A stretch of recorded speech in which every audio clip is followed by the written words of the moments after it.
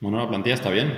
La plantilla realmente está muy bien. Está con muchas ganas de que llegue el domingo, de que llegue la hora del partido y poder afrontarlo con todas las garantías. La semana ha sido una semana muy intensa de trabajo, ha sido una semana muy buena en el plano físico y, bueno, y los veo a nivel mental, los veo muy enteros. Es un equipo que, como he dicho siempre, piensa siempre en la posibilidad de poder ganar los partidos y, bueno, y seguimos igual.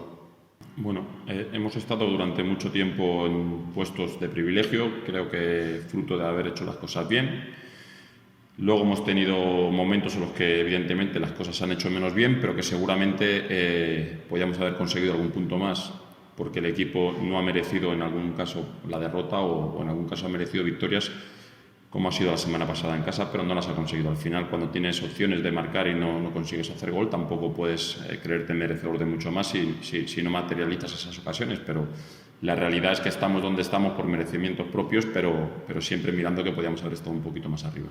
Bueno, es un rival que está muy bien trabajado, es un rival bueno, que en casa es un equipo fuerte, es un equipo que juega con mucha intensidad, que defensivamente es un equipo fuerte, que encaja poco. Bueno, tiene muchas virtudes. Intentaremos aprovechar todos aquellos defectos que creemos que puede tener el rival y si somos conscientes de que podemos hacerlo, pues bueno, podemos sumar.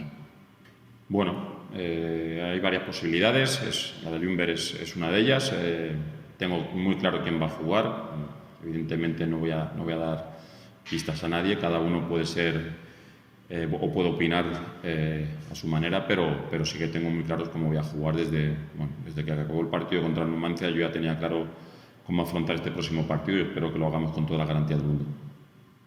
Bueno, afrontamos un partido como tal. No podemos pensar en qué es lo que va a suceder si las cosas no van bien.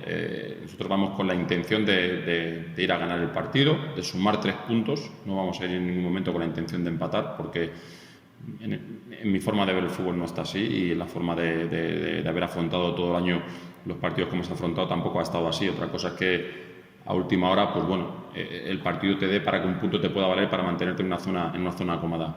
Pero en principio creo que somos un equipo que allá donde hemos ido siempre con la intención de ganar y bueno, seguiremos haciéndolo de la misma manera.